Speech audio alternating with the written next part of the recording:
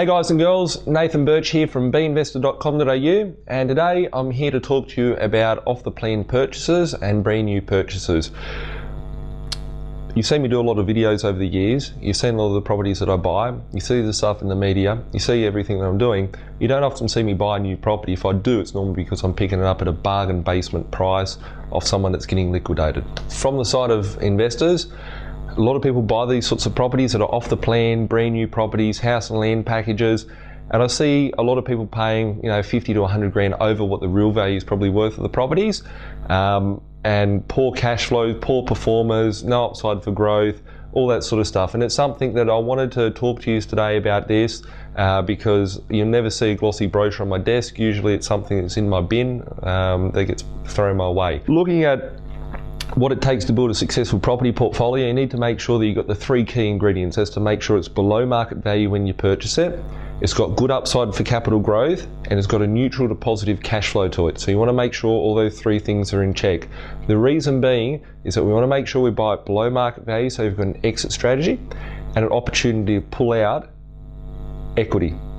You want to make sure it's got upside for capital growth, because you're obviously buying the property to perform for you and to make you some money. And you're looking at the third option, because you're not buying a property. Buying a property, you can buy a property, sure, everyone can go buy a property, go buy one. But the fact is that you're buying the property to actually improve your lifestyle, whatever it be, whether it's buying a Lamborghini and driving around in doughnuts, whether it be, being able to walk your kids to school on a Monday morning and, have a lifestyle choice, whether it's to go and pat koalas, that's your lifestyle thing. It should be improving your lifestyle, not detracting from it. Buying a property that's negative cash flow will eat into your lifestyle, and it's not helping you get to where you want to be. Buying a property that's neutral cash flow, you've got the other two options there. The third one is not costing you anything, it's safe, it's secure. If you lost your job tomorrow, touch wood that it doesn't happen, but if something happens, you've got security around you. If it's positive cash flow, it's putting money in your pocket, then happy days. You can go and buy pina coladas every week, but it's something that's the importance of buying a property and building a property portfolio. If you're buying a property that's off the plan, negative geared, all those sorts of things, they'll package it up nicely, NRS schemes, all that sort of stuff. You need to break the numbers down very carefully and make sure that the property is going to look after itself. You want it to have its own heart, lungs and respiratory system.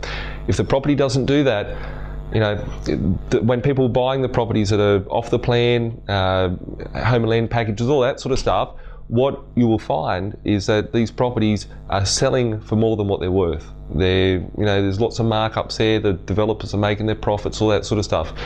There's no upside for growth in the short term. If you have to sell it, you're selling a brand new property that's second hand now, because it's 12 months old. People have sat on the toilet and done a number 2 on it, they've cooked in the kitchen, there's bits of grout missing and all that sort of stuff that happens to a house. You're selling a car that's a product that's like a car, it's a depreciable asset. So that property, if you have to sell it, you'll be selling it for less than what you purchased it for. Correct me if I'm wrong, some people do make money out of it, but it's very rare, and it's normally in a market where the prices are moving. Why would you go and buy a new house or a new unit or whatever the case may be, when you can go and buy a second-hand one, when you can go buy a brand new one for the same price? So the properties will lose their value. If you have to sell the property, you will not be making money anytime in the near future. Upside for growth. If you've paid too much for the property, you've got to wait for the property to go up. An off-the-plan purchase or a new property purchase, you're paying a premium. The growth isn't going to be as quick as something that you've bought cheap, bought bread and butter and all that sort of stuff. The other thing is looking at the cash flow. It's most likely going to be negative cash flow. Looking at the fact of where the properties are at. When you're buying a brand new property, they're not normally bread and butter properties. Bread and butter properties are, the lower sort of end of properties in a good sort of area. So if we look at, Western Sydney, you can pick up an older house for 300,000. You can pick up a brand new house and land package for 600,000-700,000. The fact is that I know that tomorrow, if you were to sell the property that's out there for $300,000, you'll be able to exit the property easier. You'll be able to, it's lower risk, higher upside, all that sort of stuff. So very important when you're looking at new properties off the plan. There are lots of things to watch out for. I'm not saying don't do it. I'm not saying go do it. But my thoughts is that I've built a sizable property portfolio now, and it's something that I've never entertained because I don't see the upside for it. Anyway, I'll leave it with you. The choice is yours. A bit like the Matrix, blue pill, red pill, what option do you take? It's up to you. There's no turning back once you do it, because it gets exciting or it make you really stressed out. So either way, if you've got any questions, make sure you post some comments below. Subscribe to the channel, and we'll catch up shortly. Thanks again for letting me be a part of your viewing, whether it be on your iPhone, those big Samsung tablets, whatever the case may be. We'll catch up soon. Have a good day.